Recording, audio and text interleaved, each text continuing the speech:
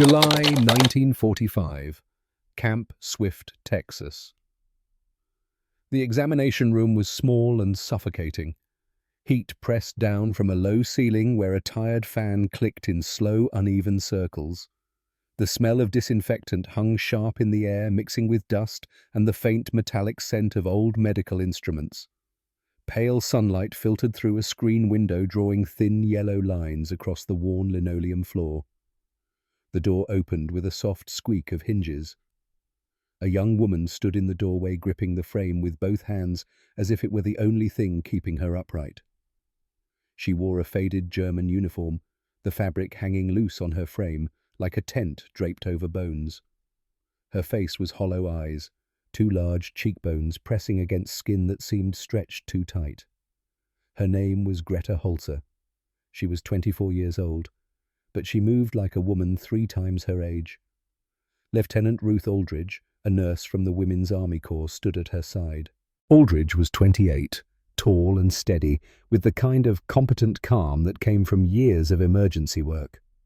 She placed a gentle hand on Greta's elbow. "This way," she said softly, guiding her toward the examination table about 12 feet away. It should have been a few easy steps, a distance anyone could cross without thought. But Greta looked at those 12 feet the way a climber might look at a mountain. Captain Samuel Brennan watched from beside the table. He was 42 years old, a doctor from Philadelphia with deep-set eyes and hands that had held together men torn by shrapnel. He had served in North Africa and Italy. He had seen war wounds of every kind, lungs filled with infection, bodies wasted by poor rations and disease. He thought he understood what starvation looked like. He was about to learn he had only seen the beginning. "Please walk to the table," he said. His voice was measured, professional. Greta pushed herself forward. 1 step. Her legs shook violently, knees buckling inward. 2nd step.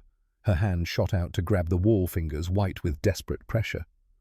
She breathed hard, chest heaving as if she had run a mile instead of crossing 2 feet of floor. The room was silent except for the clicking fan and the small scrape of her boots on linoleum. Aldridge stayed close, ready to catch her if she fell. 1 minute passed, then another. Finally, after 1 minute and 15 seconds, Greta reached the table. She leaned against it, trembling. Brennan felt something tighten in his chest. At 24, she should have been strong, young, capable. Instead, each step had looked like a battle against gravity itself. It was the first sign that something was very, very wrong. He began with the basics. Aldridge called out numbers as she wrote them on a clipboard. Height 5 feet 6 inches. Weight 87 pounds. The room went quiet. Brennan did a quick calculation in his head. A healthy woman at 5'6" might weigh between 130 and 140 pounds. Greta weighed less than 2/3 of that. Her body mass index was around 14. Normal would be close to 20 or 21. She was not just thin. She was in mortal danger. Her blood pressure was low. Her pulse fast but weak like a small bird trapped in a cage. Her temperature was slightly elevated. Up close her cheeks were hollow craters. Her eyes looked too large for her face, sunken deep in their sockets. Her hair, what was left of it, hung in thin, brittle strands. "I need to examine your legs and feet," Brennan said. "Please remove your shoes and socks." Greta stared down at her boots. They were cracked leather, rubbed shiny at the heels from months of wear. Her fingers trembled as she bent to untie the laces. The room was quiet except for the fan and the slow scrape of lace against eyelet. I cannot close my legs," she said in halting English. Her voice was barely a whisper. "They shake. It hurts here." She touched the sides of her knees, then her ankles. When she pulled off the first boot, the smell hit them. Old sweat, damp cloth, and something sharper, more sour, the wound scent of hidden infection. She peeled away the thick sock, moving slowly, as if the simple act caused pain. Brennan looked down. For a moment he lost the professional calm he had maintained through 4 years of war. Her calves were no more than sticks wrapped in skin. There was almost no muscle. The bones of her shin and ankle pushed forward like the edges of tools beneath thin cloth. The skin itself was pale, almost translucent, stretched so tight he could see the outline of tendons and the faint tracery of veins beneath. Her feet were worse. Each toe was sharply outlined, the bones visible beneath skin that seemed paper-thin. The tops of her feet were a web of blue and purple veins, standing out in sharp relief. Several toenails were broken or discolored, some missing entirely. Around her ankles and along the sides of her feet were open sores, round and angry. Some had a yellow crust at the edges. Others were raw and red, weeping clear fluid. In places the boot had rubbed straight through skin onto bone. "My God," Aldridge whispered before she caught herself. Brennan bent closer. The sores were not fresh. They had been there for weeks, maybe months, slowly opening deeper with each step. Some showed clear signs of infection. The edges were inflamed hot to the touch. In the center of the worst one, near her left ankle, he could see white bone gleaming through the raw tissue. Later he would write in his report, "Lower limbs show extreme muscle wasting. Multiple pressure ulcers on feet and ankles, some infected exposing bone. Edema present at ankles despite overall emaciation." But what struck him most was the paradox. Even at 87 pounds, her ankles were swollen, holding fluid. It made no sense. A starving body should be dry, wasted. But here was swelling on top of skeletal thinness. It was a classic sign that her body was failing at a fundamental level, pulling apart its own tissues for fuel, while desperately trying to hold on to water and salt. "How long have you had trouble walking?" he asked. Greta's answer came slowly, each word careful. "Since January, maybe February. The rations became small, then very small, then almost nothing. My legs, they stopped listening to me." January. It was now July. 6 months of progressive collapse. Brennan straightened. He knew at once this was not a simple case of being a little underweight. This was the end point of a long road of hunger, a road that had not started in Texas. "Where were you before you came here?" he asked. "Hamburg," Greta said. "I worked in a supply office." An office, not a battlefield, not a labor camp. An ordinary office in a German city. The implications settled over Brennan like a weight. This woman had not been a soldier on the front lines facing deliberate starvation as a prisoner. She had been a civilian worker in her own country, and her own nation had failed to feed her so completely that she had nearly died. Outside the camp, American fields were full. US soldiers ate 3 hot meals a day. Warehouses overflowed with rations. Inside this room, an enemy from the losing side could barely move her legs together without pain. It was a cruel paradox. In the richest food nation on earth, the prisoner standing before him was starving to death. To understand how a healthy clerk from Hamburg had arrived in Texas with legs like twigs and feet full of wounds, the story had to go back across the ocean, back to the last desperate months of a collapsing nation, back to the rations that shrank day by day until there was almost nothing left. January 1944, Hamburg, Germany. Greta Holzer was an ordinary young woman in a grey office not on a battlefield. She worked as a clerk in a supply office near the city centre. Her job was paper, lists of food and fuel and uniforms, train schedules, warehouse reports, numbers in columns that had to match, forms stamped in triplicate. Germany still called itself the land of order and planning. Trains ran on time. Everything was documented. Everything counted. The office smelled of coal smoke and wet paper and the faint metallic bite of mimeograph ink. The sound of typewriters filled the room, a steady mechanical rhythm punctuated by the thump of rubber stamps. Outside, the city moved through winter under grey skies. Her ration card gave her bread and a little meat and some fat. It was not rich, but it was enough. 1,400 calories a day, enough to keep a young woman healthy, enough to work, enough to live. Then the bombs came more often. At first they were occasional, a raid every few weeks. Air raid sirens at night, the distant rumble of explosions. Greta would wake in the dark, pull on her coat, and hurry to the shelter in the building's basement. She would sit with the others in the dim light of a single bulb, listening to the muffled thunder above, feeling the ground shake. By summer, the raids came every few days, then every few nights. By autumn, the night sky over Hamburg glowed orange more often than not. The city began to die around her. Warehouses burned. The smell of smoke became constant, thick and choking, settling into clothes and hair and the back of the throat. Rail lines twisted in the heat, rendered useless. Whole districts turned to blackened ruins. Buildings reduced to hollow shells with empty windows staring like dead eyes. The numbers on Greta's forms began to change. Trains that had always arrived on schedule now did not come at all.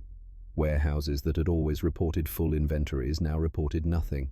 Food that had been promised to civilian workers was diverted to soldiers at the front instead. The rations shrank. By November 1944, her card promised 1,200 calories. By December, it dropped to 900. The bread was darker, grittier, stretched with sawdust and ground peas. The meat disappeared almost entirely. There was thin soup with a few potato skins floating in water that tasted faintly of turnip. Greta was 23 years old. She had never known real hunger before. Now it came every day, a constant companion, a hollow ache in her stomach that never quite went away, a weakness that crept into her limbs like cold water rising. She worked in supply, yet she herself became one of the last to receive supplies. That was the irony. She stamped ration papers that promised food she never saw. "We stamped papers for ghost shipments," she would say years later. "Food that existed only on forms." January 1945. The winter was brutal. Cold settled over the ruined city like a fist. Wind from the Elbe River cut through thin walls and thinner coats. Greta stood at her desk, fingers stiff typing reports about supplies that no longer existed. She felt lightheaded most of the time now. Her hands shook when she held a pen. Climbing the stairs to the third-floor office left her breathless. Her meal shrank to one thin soup and a crust of bread. Some days there was only the soup. It was mostly warm water with a few shreds of vegetable matter. The taste was weak and bitter. Her stomach growled all day, a grinding emptiness that never eased. Her body began to eat itself. She noticed her skirt hanging looser. Her belt needed new holes. The bones of her wrists stood out sharp beneath her skin. Her face in the small mirror above the wash basin looked different, hollow, the cheekbones too prominent, the eyes too large. By February, many in her office were eating one real meal a day at most. Some counted themselves lucky to reach even 800 calories. Greta and her co-workers tried to laugh about it, but the laughter came out thin and brittle. "We ate anything," she recalled later. Dandelion greens, nettles, beet tops pulled from gardens. Once there were biscuits, but they were mixed with sawdust to make them larger. We ate them anyway. The biscuits tasted bitter and dry. They scraped her throat going down, but they were something, and something was better than nothing. March came. The supply lines broke completely in many areas. Bridges were down, rail yards were smashed into twisted metal, roads were blocked by rubble. Greta's unit began to retreat westward, moving from one makeshift post to another, always walking, always hungry. Her boots, once tight on her feet, now slipped. She had lost so much flesh that the leather no longer fit properly. With each step, the boots rubbed. They found new paths into her skin. The first blisters formed along her heels. Then her ankles, then the sides of her feet. The blisters broke, became raw sores. With no time to heal and no way to stop walking, the sores opened deeper. Each day of marching carved them a little wider, a little closer to bone. "There were days with no food at all," she said. "We walked and tried not to think of it. Some people just sat down on the roadside and did not get up again. We did not have the strength to help them." April 1945. The world was collapsing. Germany was losing. Everyone knew it. The question was no longer if, but when, and whether they would survive to see it. Greta walked with a group of women heading west away from the advancing Soviet forces. They had no real plan. just movement, just the vague hope that surrender to the Americans or British would be gentler than what waited in the east. She weighed perhaps 90 pounds now. At 5 feet 6 inches, she should have weighed at least 130. She had lost nearly a third of her body mass. Her legs were sticks, her arms like branches. Her uniform hung on her like a tent on poles. The skin of her face was stretched tight over bone. Her hair came out in clumps when she touched it. The sores on her feet were deep now, infected. Some had reached bone. Every step was pain. But she kept walking because stopping meant death. May 1945. British forces captured her group near the Elbe River. The soldiers looked at the German women with a mixture of pity and shock. These were not the fearsome warriors of propaganda. They were walking skeletons, scarecrows in torn uniforms. The British gave them basic rations, perhaps 1,600 calories a day, enough to stop the freefall, not enough to rebuild what was gone. Greta was moved through temporary camps, then handed over to American control. She was told she would be sent across the Atlantic to a prisoner of war camp in the United States. The voyage took 2 weeks. The transport ship was a converted cargo vessel, crowded and loud. It smelled of fuel oil and metal and too many bodies in close quarters. The sea was rough. North Atlantic swells in early summer, grey waves that rose and fell in long stomach-turning rhythms. Greta was seasick for days. She had eaten so little for so long that her stomach had forgotten how to handle even the simple food they were given. Much of what she swallowed came back up. She likely lost more weight during that crossing, though there was almost nothing left to lose. When the ship reached New York, she could barely stand through processing. Other women from her group, less weak than she was, helped her down the gangway. The train ride to Texas took 4 days. Greta remembered it only in fragments. The rattle of wheels on rails, the smell of coal smoke, the endless planes rolling past the window. Short, careful steps to the latrine at the end of the car, always holding onto the seatbacks, always feeling like she might fall. By the time she reached Camp Swift, she weighed 87 pounds. Medical officers would later estimate she had lived under true starvation conditions for at least 4 to 6 months. January through June. Half a year of her body consuming itself to stay alive. She was not a soldier from the front. She was an office worker who had stamped papers and typed reports. Yet she arrived in Texas as a near skeleton. The great paradox was clear. A nation once famous for order and planning had broken so badly that even its supply clerks were starving. But in Texas, Greta would soon learn she was not the only one. When Captain Brennan began to examine the other women from her transport, he would discover that her story was not unusual at all. It was part of a much larger pattern, a pattern that would force him to confront a truth he had not expected. War did not only destroy with bullets and bombs. Sometimes it destroyed by simply stopping the delivery of bread. The case of Greta Holzer stayed with Captain Brennan long after she left the examination room. That night, in the dim light of a desk lamp, he wrote a report more detailed than any he had filed before. The office smelled of ink and old paper and the ever-present carbolic from the nearby ward. He listed every number with the precision of a man who understood that numbers told stories no words could match. Height 5 feet 6 inches, weight 87 pounds, estimated BM114, severe underweight, marked muscle loss in lower limbs, multiple pressure ulcers on feet and ankles, some infected exposing bone. Signs of vitamin C and D deficiency. Hair thin and brittle. Nails broken and discolored. Gums inflamed. Condition life-threatening without immediate intervention. At the end, he added a line that was not just about one woman. Recommend full examination of all female prisoners in this transport. Suspect prolonged severe malnutrition may be common. The next morning, he took the report to Major Clayton Hartwell, the camp's chief medical officer. Hartwell was 48, a career army man with grey at his temples and the kind of steady competence that came from 20 years of service. He read Brennan's report slowly, his lips pressing tighter with each line. When he finished, he looked up. "This is worse than we expected," Hartwell said.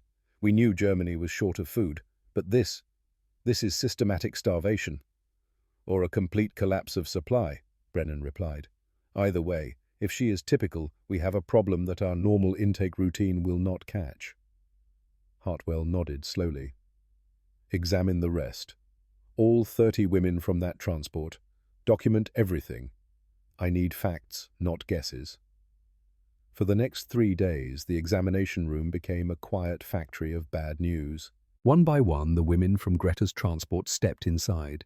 The air was always the same, the sting of disinfectant, the faint smell of old wool uniforms, sometimes the sour odor of unwashed skin and old wounds. Brennan and Lieutenant Aldridge moved through the same steps each time. Height, weight, blood pressure, a look at hair, teeth, skin, then legs and feet. The numbers piled up like grim statistics on a chart. Out of the 30 women, 23 showed clear signs of serious malnutrition. 15 had body mass indexes below 16, not simply thin but dangerously underweight, the kind of numbers usually seen only in famine zones. 8 had bleeding gums, loose teeth, or bruises that did not match any injury, classic signs of scurvy from lack of vitamin C. 6 had swelling in their legs or ankles even though their bodies were almost skeletal. The same paradox Brennan had seen in Greta. Edema in the midst of starvation. One woman from Berlin, her voice barely audible, whispered, "I used to weigh 65 kilos. Now I am 42. I stopped looking in mirrors." Another, a telegraph operator, said, "We were told to be proud to endure for the fatherland, but you cannot endure when there is nothing to eat." Their stories matched Greta's with terrible consistency. Rations cut again and again, trains that never came, one thin soup a day by March, some days nothing by April. Office workers and radio operators far from the front lines had become the lowest priority in a dying system. Brennan's notes became a pattern rather than a list of separate cases. Findings consistent across majority of group. Evidence of 4 to 6 months of inadequate calories and multiple vitamin deficiencies. Condition not due to individual neglect, but to wider systemic breakdown. He took photographs with the women's permission. Legs like sticks, shoulders like coat hangers, swollen ankles above worn boots. The click of the camera shutter sounded harsh in the quiet room. Years later, those black and white images would appear in medical lectures about starvation. They would be studied by doctors learning to recognize the signs. They would become part of the permanent record of what happens when a modern state collapses and stops feeding its own people. When he had finished all 30 examinations, Brennan assembled a second report, thicker than the first. It contained tables of heights and weights, summaries of symptoms, and a clear conclusion. These prisoners were not simply enemies to be processed and held. Many of them were medical emergencies. Major Hartwell called a meeting of the camp's medical staff. The room was crowded with doctors, nurses, and corpsmen. The windows were open, letting in the warm Texas air and the distant sound of trucks on the camp road. Hartwell stood at the front, holding Brennan's report. "This is not an isolated case," he said, his voice carrying the weight of authority. "Out of one transport of 30 women, more than 2/3 are seriously malnourished. Nearly half are in the severely underweight range. This is not propaganda. It is reality, and it is now our responsibility." He laid out new rules, clear and firm. All incoming prisoners of war will receive a full medical examination that looks closely at nutrition. Anyone with a BMI under 17 will receive extra rations and medical oversight. Anyone with signs of vitamin deficiency will receive supplements. Vitamin C, D, B, complex iron. Infected wounds will be treated before assignment to regular barracks. He paused, letting the weight of his next words settle. "We will also create a special ward for those who need long-term nutritional care. Captain Brennan will organize it." One doctor, a young lieutenant from Boston, raised his hand. "Sir, are we equipped for this level of care for enemy prisoners?" Hartwell's answer was immediate. "The Geneva Convention demands adequate medical treatment. More than that, it is simply the right thing to do. These women are prisoners, yes, but they are also human beings who are dying. We will not allow that to happen under our watch." The contrast was sharp and undeniable. German officers had filed papers and stamped forms while their own clerks starved in the streets of Hamburg. Now, American officers were writing new rules to protect those same former enemies. They had come to the camp expecting to guard prisoners. They were now, in part, becoming protectors of patients. As the meeting ended, plans began for a converted barracks, 20 beds, extra nursing staff, new supplies of protein foods and vitamins, a place where the worst cases could be brought back from the edge one careful meal at a time. The next step would be harder than counting calories on a chart. It would mean rebuilding broken bodies with the precision of engineers, walking a narrow line between too little and too much. Learning that the act of feeding could be as dangerous as the hunger itself if done too quickly. What happened inside that new ward would test not only medical knowledge but patience. It would show how slowly hope could return, ounce by ounce, pound by pound, week by week. And for Greta Holzer, lying on a thin mattress in the gathering Texas heat, it would mean learning something she had never expected to learn in the land of her enemies. That sometimes survival came not from strength or will, but from the simple act of accepting help from those she had been taught to hate. The hardest part was not the hunger. It was learning to eat again. The new medical ward stood at the edge of Camp Swift, a long wooden barracks that had been stripped of its old bunks and transformed into something that looked almost like a hospital. 20 metal beds lined the walls, each made up with white sheets and a single thin pillow. Small tables sat beside each bed, empty now but waiting. The floor was clean linoleum, scrubbed until it showed the grain of wear beneath years of foot traffic. The air smelled of soap and boiled linens and weak broth simmering somewhere in the back. And underneath it all, the sharp bite of disinfectant, constant and clinical. 8 of the 30 women, including Greta, were moved there first. They were the worst cases, the ones who could not walk far without stopping, the ones who tired from simply sitting up, the ones whose bones pressed through the mattress when they lay, flat hip bones and shoulder blades leaving impressions in the thin padding.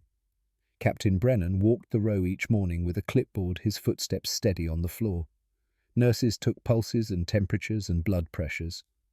They wrote down every number with careful precision.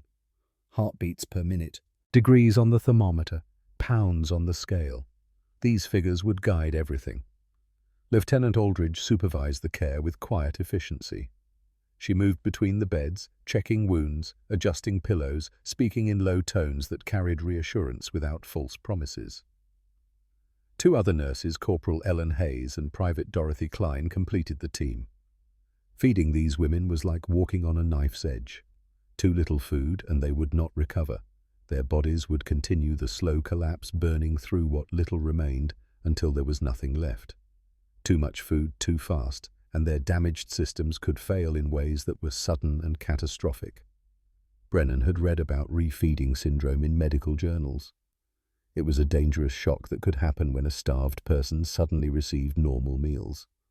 The body's chemistry, pushed to extremes by months of deprivation, could swing wildly when food returned. Electrolytes, the salts in the blood that kept the heart beating and nerves firing, could drop to fatal levels. In bad cases, the heart simply stopped, so the plan was strict and careful, built on precision rather than generosity. Week 1, Brennan told his staff on the first morning, his voice calm but firm. No more than 1,200 calories per day, 6 small meals, easy foods, broths, porridges, soft eggs if they can take them. We watch closely. Any sign of distress, we adjust immediately. The first trays came rattling in on a metal cart. Thin oatmeal barely thicker than water, a spoonful of mashed potato smooth and bland, a small slice of soft white bread, weak tea with a little sugar. To a healthy soldier eating in the mess hall, it would look like almost nothing, a child's portion, a sick person's meal. To these women, it was the most food they had seen in months. Greta ate slowly at first.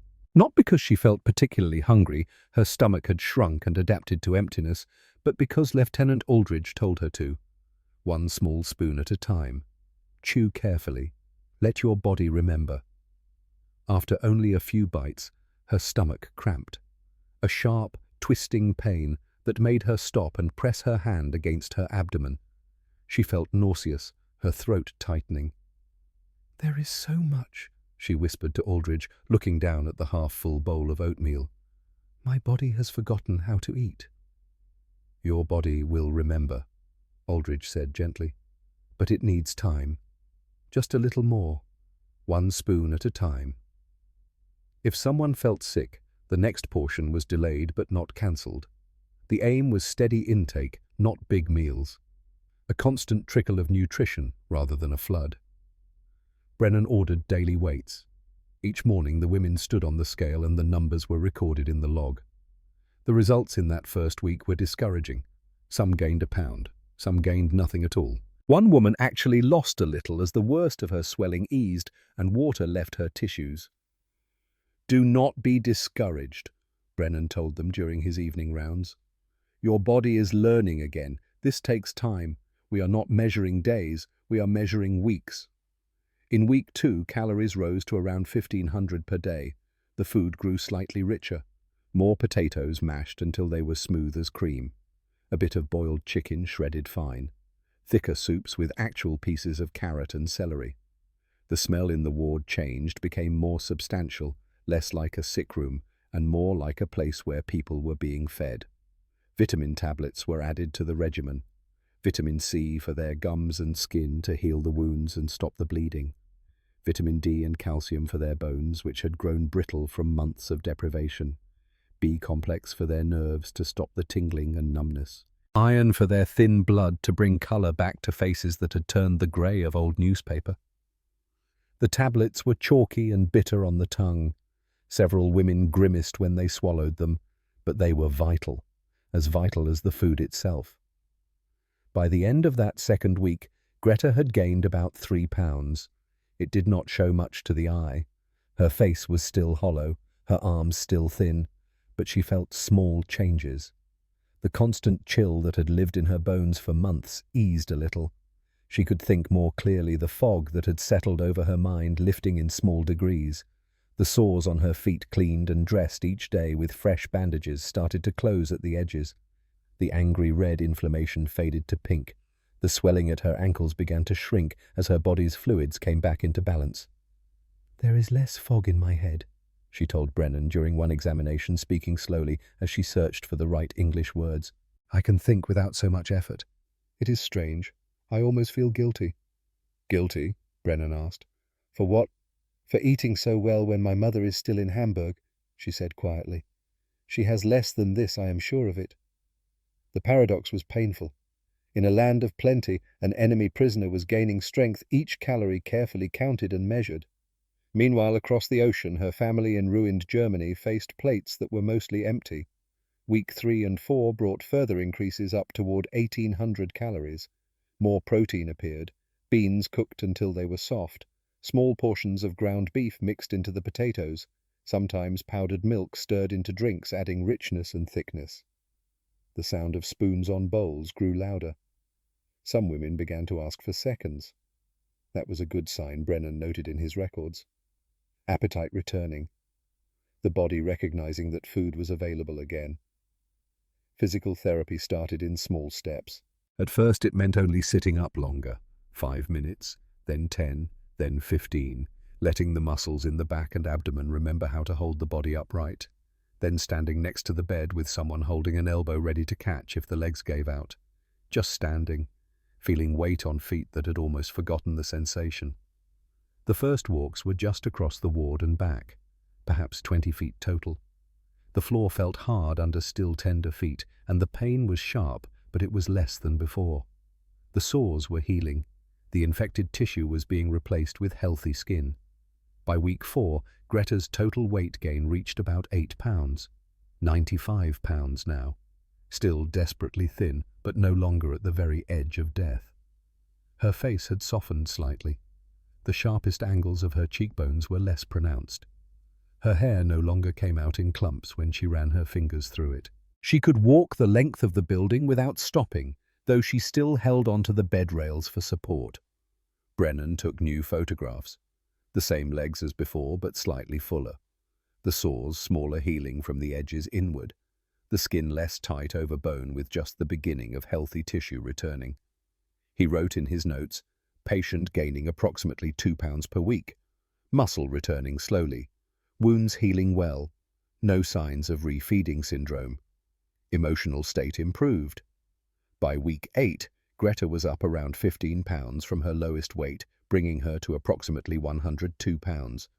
She could climb a short flight of stairs if someone stayed close beside her. By week 12, she had gained about 22 pounds in total, 109 pounds, still thin by any standard but out of the most dangerous zone, a body that could sustain itself, a body that wanted to live. "I thought I would die," she admitted one day, sitting in a shaft of warm sunlight by the window. "In Hamburg in April, I thought that was the end. Now I can imagine a future again. I did not expect that." Across the ward, the other women were making similar progress. The records showed a clear pattern, undeniable and measurable. With careful feeding, proper vitamins and time-starved bodies could come back, could heal, could grow strong again. This was not propaganda. This was reality written in rising weights and healing skin, in the return of colour to faces, in the ability to walk across a room without trembling. As strength slowly returned, so did words. Brennan and Greta began to talk more during the weekly examinations. Short conversations at first, limited by her halting English and his lack of German. But gradually communication found its way through. She spoke of Hamburg, of the office where she had worked, of what she had been told about Americans, of the propaganda that had filled the radio and newspapers for years. Those conversations would soon reveal another strange truth, one that neither of them had expected. Sometimes an enemy camp could be safer than home. It was week 6 when everything changed, a Monday morning in late August. The Texas heat had settled over the camp like a thick blanket, but inside the ward the air was cooler, kept moving by fans at each end of the long room. The usual breakfast routine began. Trays prepared in the kitchen, oatmeal and toast and weak coffee, the same careful portions, the same measured calories. But today there was something different. A sound from the kitchen that had not been there before.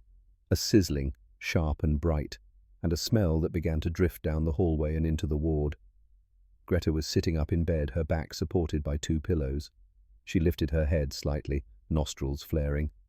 "What is that smell?" she asked Aldridge, who was taking her morning pulse. Aldridge smiled. Just a small curve at the corner of her mouth. "You will see." The smell grew stronger. Salt and smoke, and something rich and fatty, something that made the air itself seem heavier, more substantial. It was a smell that spoke of abundance, of excess, of a world where food was not counted in grams and calories, but simply existed plentiful and real. The breakfast cart rolled in. Corporal Hayes pushed it, the wheels squeaking slightly on the linoleum. She stopped at Greta's bed and lifted the metal cover from the tray. Greta stared. 2 eggs, fried, the yolks deep yellow and still runny in the center. 1 slice of white bread, toasted golden and spread with butter that was already melting into the warm surface. A glass of milk, whole and white and thick. And beside it all, arranged on the plate like offerings, 3 strips of bacon. She had never seen bacon before. Not like this. Not real American bacon, thick cut and properly cooked. The strips were about 4 inches long and perhaps an inch wide, maybe 1/8 of an inch thick. They curved gently, the edges curled up from the heat. The color was a deep reddish brown with borders of golden yellow where the fat had crisped. The surface gleamed with rendered fat, catching the light from the window. "Dr. Brennan says you are strong enough now," Hayes said. "He wants you to try this. It is a normal American breakfast." Greta reached out slowly. Her hand trembled slightly as she picked up 1 strip of bacon. It was still warm. The fat had solidified just enough to give it structure, but it still felt slightly soft, yielding under her fingers. She brought it close to her face. The smell hit her in waves. First salt, sharp and clean and bright like the air after a rainstorm. Then smoke, deep and woody with the ancient scent of oak burning slow and low. And underneath it all, the rich, almost sweet smell of fat that had been heated until its sugars caramelized. She bit into it. The sound was extraordinary. A crack, a sharp, brittle snap as her teeth broke through the outer layer.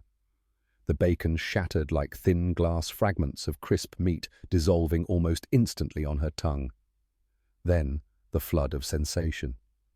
The outer layer was crispy, almost shattering, with a texture like the thinnest, most delicate pastry. The inner layer was softer, chewy, but tender, giving way easily. As she chewed, the bacon seemed to melt fat, rendering again from the heat of her mouth, coating her tongue and the inside of her cheeks. It flowed down her throat like warm silk. The taste came in waves, each one distinct. First wave salt. It hit hard and immediate, making her mouth water instantly. Pure and clean and essential. 3 seconds of salt dominating everything. Second wave fat. Rich and coating and almost buttery. It filled her mouth, clung to every surface. The sensation of something substantial, something that her body recognized at a deep primal level as valuable, as fuel, as life. 5 seconds of pure, unadulterated richness. Third wave, a subtle sweetness.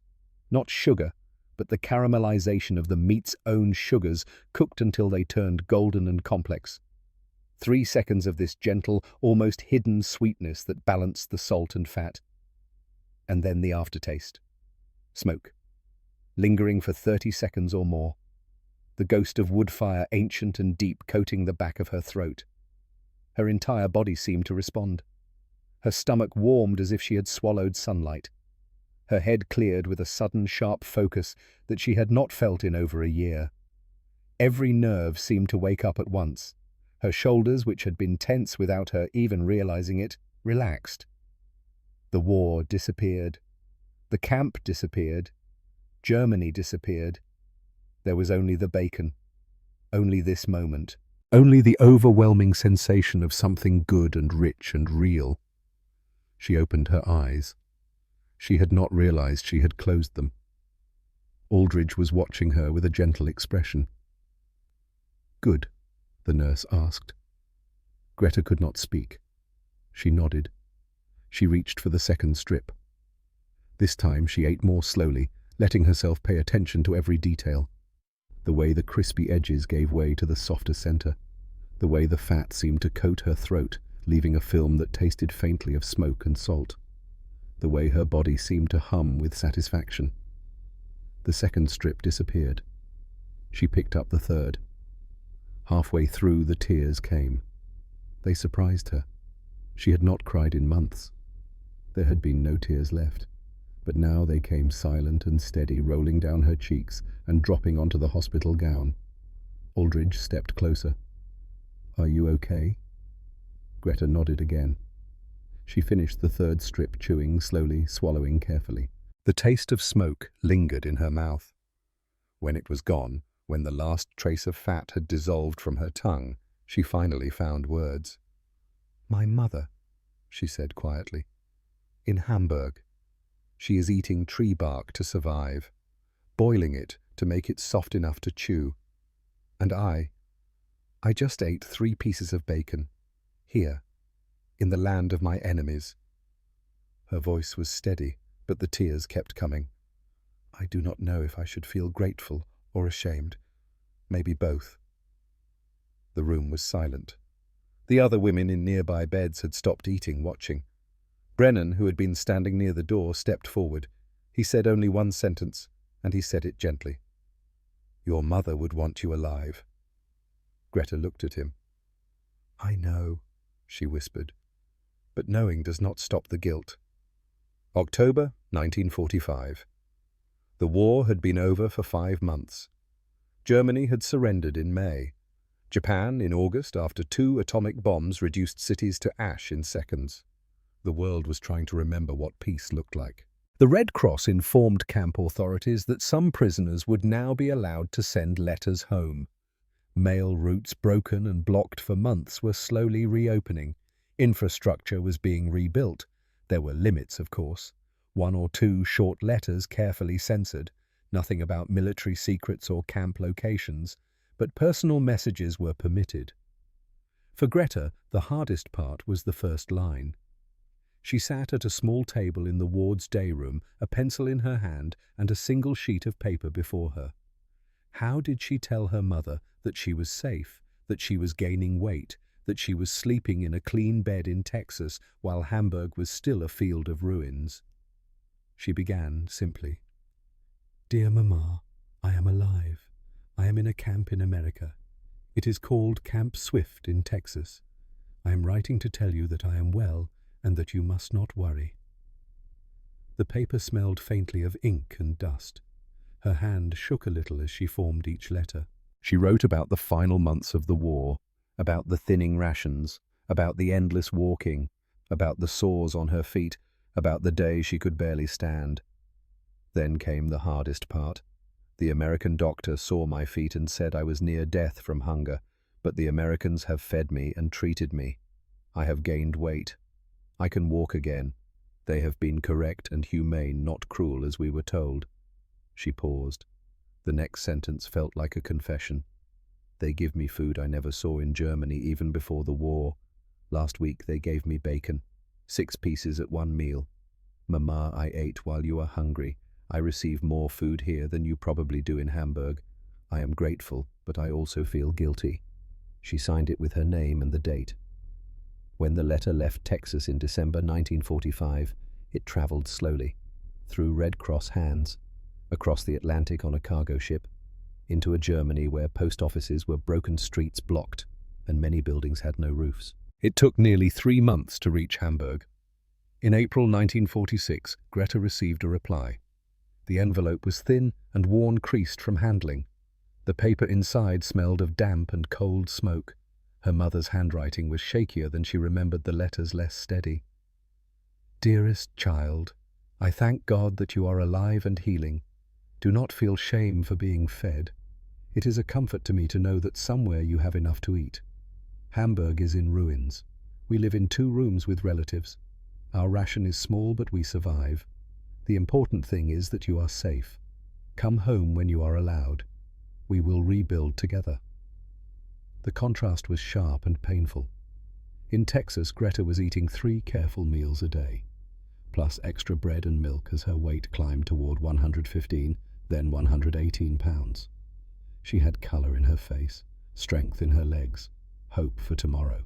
In Hamburg, a typical official ration was far below 1,500 calories, and the reality was often much less. Her mother was surviving on potatoes and turnips and whatever could be scavenged from the rubble. Yet it was the mother in ruins who was telling the daughter in safety not to feel guilty. While these letters moved slowly across oceans, Brennan's case files moved much faster through the U.S. Army's system. His reports on the 30 women at Camp Swift with their tables of weights and symptoms and recovery were copied and sent to the War Department's Medical Command in Washington. In October 1945, a senior medical officer, Colonel Eugene Fairchild, arrived at Camp Swift to see for himself. He spent 3 days reading the files, looking at the photographs, talking with the patients, walking through the ward where the smell of soap and stew hung in the air, where women from the losing side now rested under American blankets. On his last day, he met with Brennan in the small office behind the ward. "This is remarkable work, Captain," Fairchild said. He was 52 with silver hair and the bearing of a man who had spent decades making important decisions. "You saw that this was not an isolated case. You changed intake procedures. You built a program. You have more than 30 full case histories with months of follow-up data." Brennan shook his head slightly. "I was just doing my job, sir." "No," Fairchild replied, his voice firm. "You were documenting what happens when a modern state collapses and stops feeding its own people. These records will be studied for years, by doctors, by historians, maybe even by those who plan for future crises." He stood preparing to leave. "This ward, Captain Brennan, is more than a place where you treat prisoners. It is a window into a larger truth, about war, about hunger, about how the enemy's body can tell a story that no speech ever could." After Fairchild left, Brennan sat alone in his office for a long time. He thought about Greta, about the day she had eaten bacon and cried, about her guilt and her gratitude twisted together so tightly they could not be separated. He thought about Hamburg, a city he had never seen, where people were still hungry while their former countrymen sat in Texas eating regular meals. He thought about the strange mathematics of war, how dropping bombs was considered normal, expected, even necessary. But feeding the survivors felt radical, almost subversive.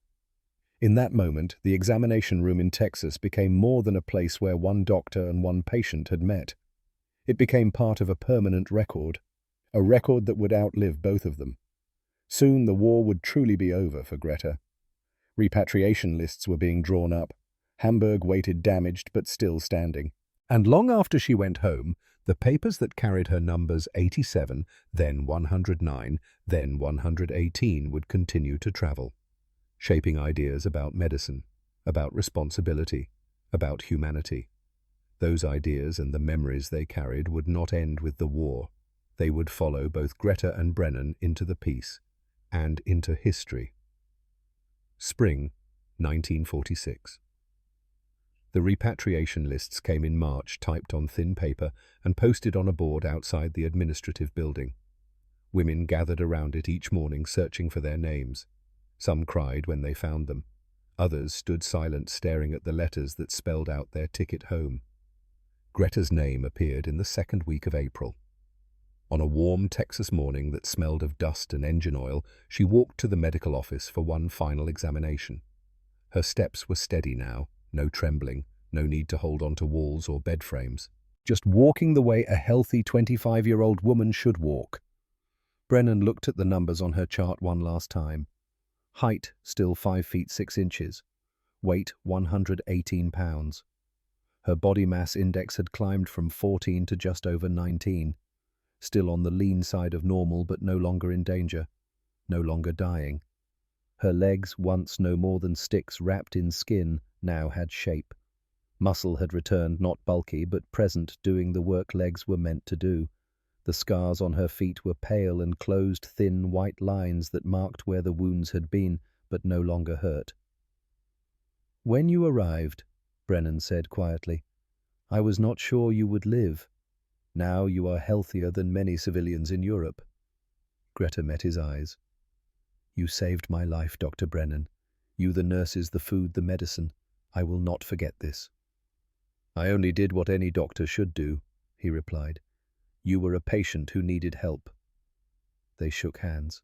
The room smelled of alcohol swabs and clean linen. Through the window, Greta could see the camp road where a truck was being loaded with supplies for the journey to the port. 3 days later, she was on a transport ship heading east across the Atlantic.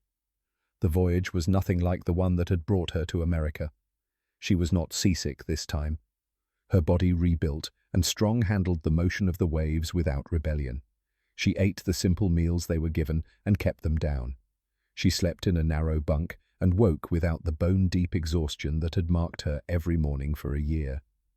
When the ship docked in Bremen, she stepped onto German soil for the first time in nearly 12 months. May 1946. Hamburg. The train from Bremen crawled through the ruins at walking speed. In places, the tracks had been so damaged that they had only recently been repaired, and the engineers took no chances. Greta pressed her face to the window and watched her country pass by. It was worse than she had imagined. Whole towns were simply gone, reduced to fields of rubble with a few walls standing like broken teeth. The cities were worse. As the train approached Hamburg, the destruction became total. Block after block of buildings with no roofs, no windows, just hollow shells of brick staring blindly at the sky. The air carried a smell that never quite went away. Dust and smoke and burned brick. The scent of a world that had caught fire and was still smouldering months later. The station itself was partly destroyed, but one platform remained functional. Greta stepped down with her small bag and stood in the wreckage of her city. People moved around her like ghosts. Thin people, grey people, faces hollow and worn. They wore patched clothes and carried bundles and moved with the careful economy of those who had no energy to waste. And she was different. Her body had been rebuilt by the enemy. She had flesh on her bones, colour in her cheeks, strength in her step. Next to these walking shadows, she looked almost healthy, almost normal. It made her feel conspicuous, guilty, like a traitor to their shared suffering. Her mother was waiting near the station entrance. Greta saw her and almost did not recognize her. The woman who had been sturdy and capable was now thin, her hair more grey than brown, her face carved with new lines. She wore a coat that had been mended many times, the stitching visible even from a distance. But when their eyes met, everything else disappeared. They ran to each other, embraced, held on tight. Her mother's arms were thin, the bones sharp beneath the coat. But they were strong enough to hold her daughter, strong enough to prove that both of them had survived. "Greta," her mother whispered into her hair. "Greta, you are here. You are real." They stood like that for a long time, holding each other in the ruins of Hamburg, while people moved past them carrying bundles and hope and whatever else could be salvaged from the ashes. When they finally pulled apart, her mother stepped back and looked at her carefully. You are full," she said, touching Greta's arm, feeling the flesh that had returned. "I cannot believe it. In your letters you said you gained weight, but I did not imagine. You look almost well." "The Americans fed me," Greta said simply. "Every day, carefully measured. They brought me back." Her mother's eyes filled with tears. "Thank God. Thank God they did." They lived in 2 rooms in a building that had lost its top floor to bombs. The stairs were intact, but the walls showed cracks. 4 families shared the space that had once housed one. The ration situation was grim. On paper, civilians were supposed to receive around 1,500 calories per day. In practice, it was often much less. 1,000, sometimes 800, potatoes when they could be found, turnips, bread that was more sawdust than grain, soup made from whatever could be scrounged. Greta had one advantage now. She was healthy enough to work. Within a week, she found a position with the British occupation authorities. They needed people who could read and write and organize, people who understood supply systems. Greta had done exactly that work before, stamping forms and tracking shipments. Now she did it again. But this time, instead of organizing supplies for German soldiers who would lose the war, she helped organize food distribution for German civilians who were trying to survive the peace. The irony was not lost on her. She wrote to Brennan in November 1946. 6 months after returning home. The letter was written on thin paper with a pencil carefully formed in her improving English. "Dear Dr. Brennan, I hope this letter finds you well. I am back in Hamburg now, living with my mother. The city is in ruins, but we are alive, and that is something. I work for the British occupation, helping to organize ration cards. It is strange work. I once stamped papers for German supplies that never came. Now I help distribute food from the nations that defeated us. I think often about Texas, about the ward, about the bacon. Here we receive very little. Potatoes mostly, sometimes turnips, bread when it is available. I see people who look the way I looked when I arrived at your camp, thin and tired and hungry. But I have an advantage. I have a body you rebuilt. I am strong enough to work, strong enough to help. I wanted you to know that what you did mattered. You did not just save my life. You gave me the strength to help save others." With gratitude, Greta Holzer. The years passed. Greta's letters came regularly, once or twice a year, sometimes more. Brennan always replied, though his answers were shorter, constrained by the demands of his growing practice in Philadelphia. In 1950 she wrote, "I have married. His name is Friedrich. He was a prisoner of war, also captured in France in 1944. He says he too was fed better in captivity than at home during those final months. We talk about this paradox often. How strange that our enemies showed us more kindness than our own nation could manage in its collapse. We are building a life together. It is not easy, but it is possible. That is more than I dared hope for in 1945. In 1955, we have a daughter. Her name is Elizabeth. She is healthy and well-fed. She will never know the hunger we knew. That is our greatest achievement. When she is old enough to ask about the war, I will tell her about Texas, about the American doctor who treated me as a human being when I was supposed to be the enemy. I want her to know that enemies can show kindness, that this is not propaganda. This is reality I lived." In 1975, when Greta was 54 years old, Elizabeth graduated from university last month. She studied nutrition inspired by my story. She wants to work with refugees and displaced persons. She asks me sometimes, "Mama, what did the bacon taste like?" I tell her it tasted like salt and smoke and fat. But I also tell her it tasted like hope, like proof that the world could still hold kindness even in the middle of hatred. She understands, I think, or she will someday. Brennan, meanwhile, had built his own legacy. He was discharged from the army in June 1946 and returned to Philadelphia. He opened a practice focused on internal medicine with a special emphasis on nutrition and recovery. On the shelves of his office sat thick folders from Texas, more than 30 complete case histories, more than 100 pages of charts and photographs and meticulous notes. Between 1948 and 1952, he published 3 papers in medical journals. The first was titled Safe Refeeding Protocol for Severe Malnutrition. It detailed how to safely increase caloric intake from 1,200 to 1,800 calories over a 12-week period, combined with specific vitamin supplementation. The paper included precise measurements, daily records, and photographic evidence of recovery. It was cited almost immediately. Medical schools began teaching Brennan's protocol. Relief organizations working in post-war Europe adopted his guidelines. The second paper, published in 1950, was called Psychological Impact of Refeeding the Guilt Paradox. It explored the emotional complications that arose when starving people were suddenly given abundant food. The guilt, the shame, the confusion of being grateful and ashamed at the same time. One case study appeared multiple times throughout the paper, identified only as patient GH. The description was specific. Patient experienced severe emotional distress after consuming bacon, while knowing her mother in Hamburg subsisted on tree bark. Exhibited tears during meal despite expressing gratitude. Reported feeling simultaneously grateful and ashamed. Recommended that nutritional treatment be accompanied by psychological support. That paper was revolutionary. It acknowledged that feeding was not just a physical act, but an emotional one, that numbers on a scale did not tell the whole story. The third paper, published in 1952, was perhaps the most provocative.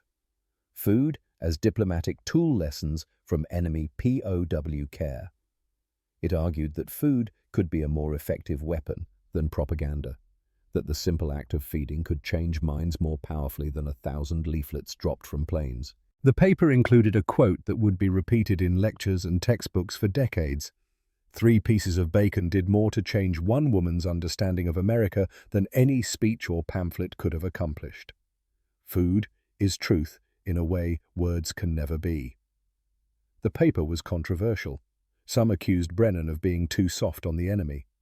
Others praised him for recognizing a fundamental truth about human nature. But the data was undeniable, and the case histories spoke for themselves. The correspondence between Greta and Brennan continued through the decades. The letters became a rhythm, a steady exchange of lives unfolding across an ocean. Greta wrote about Elizabeth growing up, about Friedrich's work as a carpenter rebuilding Hamburg one building at a time, about the slow transformation of ruins into something that resembled a city again. Brennan wrote about his practice, about his patients, about the ways his work in Texas continued to influence his understanding of medicine. In 1985, when he was 82 years old, he wrote, "I am old now, Greta. My hands shake when I write. But I remember that July day in Texas as if it were yesterday. You could not walk 12 feet without stopping. Now you have grandchildren. That, I think, is the victory. Not that we won the war, but that you survived it." It was one of his last letters. Brennan died in his sleep in March 1988. He was 85 years old. The death was peaceful, his family said. No pain, just a long life coming to its natural end. His son Thomas, a lawyer in Philadelphia, was tasked with sorting through his father's papers. The house was full of them: medical journals, patient files carefully anonymized, books on nutrition and rehabilitation, and in the study, in a drawer of the old oak desk, a small wooden box. Thomas opened it. Thomas opened Inside were 87 letters, carefully arranged by date, all from the same person, Greta Holzer, Hamburg, Germany. There were also photographs. A woman who looked like a skeleton standing beside a hospital bed. The same woman 12 weeks later recognizable as human again. A family portrait from the 1970s showing Greta older but healthy, surrounded by children and grandchildren. And at the bottom of the box, an envelope that had never been mailed. Thomas pulled it out carefully. The envelope was addressed to Greta Holzer in his father's shaking handwriting. But it had no stamp, no postmark. It had never been sent. He opened it. The letter inside was dated November 1987, 4 months before his father's death. Thomas read it standing in the study, afternoon light slanting through the window. Dear Greta, I am 84 now. My hands shake when I write, and I must go slowly. But I want you to know something before I die. Of all the patients I treated in 50 years of medicine, you taught me the most important lesson. It was not about calories or vitamins or refeeding protocols. Those are just numbers. Important numbers, yes, but still just numbers. You taught me that in the darkest moments of war, when nations tell their people to hate, when propaganda screams that the enemy is less than human, a simple act of feeding can be an act of defiance. Every time I gave you bacon, I was saying, the propaganda is wrong, you are not my enemy, you are a human being who deserves to eat. And every time you ate, despite your guilt, despite your tears, you were saying, I choose to live, I choose to hope. The bacon was never just food, it was a declaration. A statement that kindness can cross battle lines, that humanity can survive even in the machinery of war. You changed me as much as I helped you. You taught me that medicine is not about fixing bodies. It is about recognizing the human being inside the body, even when that human being is supposed to be your enemy. Thank you for trusting an enemy with your life. Thank you for showing me that healing is always possible. Your friend, always. Samuel Brennan. Thomas stood in the study for a long time holding the letter. Then he made a decision. He found his father's address book, looked up Greta's last known address, and carefully placed the letter in a new envelope. He added proper postage, wrote the address in clear block letters, and mailed it. The letter arrived in Hamburg in late March 1988. Greta was 67 years old now, her hair silver, her face lined with the years. But she was healthy, strong. She worked part-time at a community center, helping organize food distribution for the new wave of refugees arriving from Eastern Europe. When the letter arrived, she recognized the handwriting on the envelope immediately. But the postmark was wrong, too recent. She opened it with trembling hands. Inside was the letter from Brennan, and a short note from Thomas explaining that his father had died, that he had found this letter unsent, and that he thought it should reach her. Greta sat at her kitchen table and read the letter 3 times. By the 3rd reading, she was crying. Elizabeth, now 33 and working for the Red Cross, found her mother like that an hour later. Still sitting at the table, the letter spread before her, tears running down her cheeks. "Mama, what is it?" Greta looked up. "He is gone. Dr. Brennan. He died." Elizabeth sat down beside her mother. "I am sorry." "He wrote me this letter before he died," Greta said, touching the paper gently. "But he never sent it. His son found it and sent it to me." She handed the letter to her daughter. Elizabeth read it slowly. When she finished, she looked at her mother with new understanding in her eyes.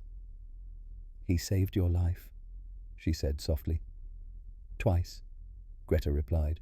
"Once in 1945 when he fed me, and once now when this letter reminded me why I must keep telling this story." She pulled out a sheet of paper and a pen. "I must write to his son." The letter she wrote that evening was careful and heartfelt. "Dear Mr. Brennan, thank you for sending your father's letter. It reached me safely, and I have read it many times already. Your father saved my life twice. First in 1945 when I arrived at Camp Swift, weighing 87 pounds and unable to walk across a room. He made my legs work again. He gave me back my future. Second in 1988, when this letter reminded me why I must keep telling this story to anyone who will listen. I am 67 years old. I have lived 43 years past that July day when I could not close my legs together. 43 years that would not have existed without your father. I have a daughter who studied nutrition because of my story. I have 3 grandchildren who have never known real hunger. All of this exists because your father chose kindness over hatred. The bacon he gave me in 1945 tasted like salt and smoke and fat. But it also tasted like proof that enemies can be human. That even in war there is room for compassion. I will carry that taste until I die. Please know that your father's work lives on. In me, in my family, in every person who reads his papers and learns that feeding is an act of love. That medicine is about seeing the human being, not the uniform. With eternal gratitude, Greta Holzer. The years continued to pass. Greta lived in Hamburg, surrounded by the city that had been destroyed and rebuilt. She told her story to school groups, to medical students, to anyone who would listen. She spoke about the hunger, about the collapse, about the day she could not walk 12 feet without stopping, and she spoke about the bacon, always the bacon. It was 3 pieces, she would say. Not much by American standards, but to me it was everything. It was proof that the people I had been taught to hate were capable of kindness.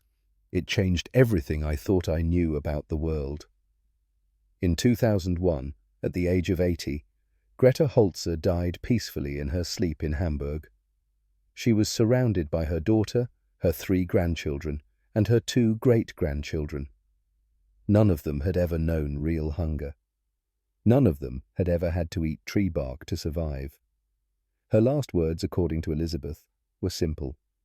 Tell them about the bacon. Tell them kindness won.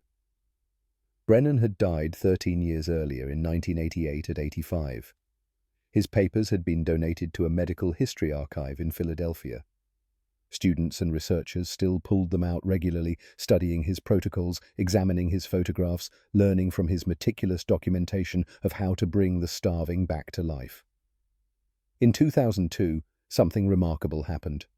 A historian researching post-war medical care found Brennan's papers in Philadelphia. Another historian working independently in Hamburg found Greta's letters and documents in the city archive. They realized they were looking at 2 halves of the same story. The letters were brought together, photographed, transcribed. The complete correspondence, 40 years of exchanges between a German former prisoner and an American doctor, was published as a book. It was titled simply, The Bacon Letters, How Food Ended War in One Woman's Heart. The book became required reading in some medical schools. It was used in courses on ethics, on the history of war, on the power of simple human kindness in the face of institutional hatred. Today, Brennan's refeeding protocol is still taught in medical schools around the world. It has been adapted and refined, but the core principles remain the same. Slow increases in calories, careful monitoring, vitamin supplementation, recognition that the body and mind both need healing. Greta's letters are on display in a small museum in Hamburg dedicated to the city's reconstruction. School children visit and read her words about hunger and bacon and the American doctor who saved her life. The old boots she wore when she arrived in Texas, cracked leather with the soles worn through, are in a display case at the Camp Swift Memorial, now a historical site. Every July, on the anniversary of when the first transport of German women arrived at Camp Swift, there is a small ceremony. Historians read excerpts from the letters. Medical students talk about what Brennan's work means for modern crisis response. And survivors of modern famines from Syria, from Yemen, from Somalia, come to listen and to understand that recovery is possible, that 87 pounds does not define you, that the capacity to heal is stronger than the capacity to harm. In the end, the story of Greta Holzer and Samuel Brennan is not just about hunger and recovery. It is about the moment when 2 people divided by nationality, by language, by the machinery of war, chose to see each other as human beings first. When Brennan looked at Greta, he did not see a German. He did not see the enemy. He saw a 24-year-old woman who was dying and needed help. When Greta ate the bacon despite her guilt, despite her tears, she made a choice. She chose to accept kindness from those she had been taught to hate. She chose to live. That choice echoed forward through 43 years, through a daughter who became a nutritionist, through grandchildren who grew up healthy and strong, through great-grandchildren who would never know war. And it echoed backward too, into the medical textbooks, into the protocols that save lives in famine zones today, into the simple, undeniable truth that feeding is love. The bacon was never just bacon. It was salt and smoke and fat, yes, but it was also a declaration. A statement written in calories and vitamins and the slow return of flesh to bone. It said, "You are not my enemy. You are a human being who deserves to live." And in the end, that statement was stronger than any bomb, more powerful than any propaganda, more lasting than any victory on a battlefield. In 1945, Greta Holzer weighed 87 pounds and could not stand. 3 pieces of bacon changed her world. Not because of the calories, because of what they meant. Abundance, kindness, hope. Proof that even in war humanity can win. She carried the taste of that bacon for 56 years. The taste of salt and smoke and fat. The taste of an enemy who fed her like a daughter. That is the taste she carried to her grave. The taste of kindness crossing battle lines. And in the end, that taste was all that mattered. 87 pounds to 118 pounds. July 1945 to May 2001. 56 years. 3 pieces of bacon. 1 lifetime of gratitude. 1 doctor and 1 patient. Proof that kindness can cross any line we draw. The war ended. The hunger ended. The hatred ended. But the memory of bacon, of what it meant, of what it proved, that never ended. It lives on in every person who learns that feeding is love. That medicine is about seeing the human being. That enemies are only enemies until someone chooses kindness instead. Greta Holzer and Samuel Brennan chose kindness, and the world is better for it.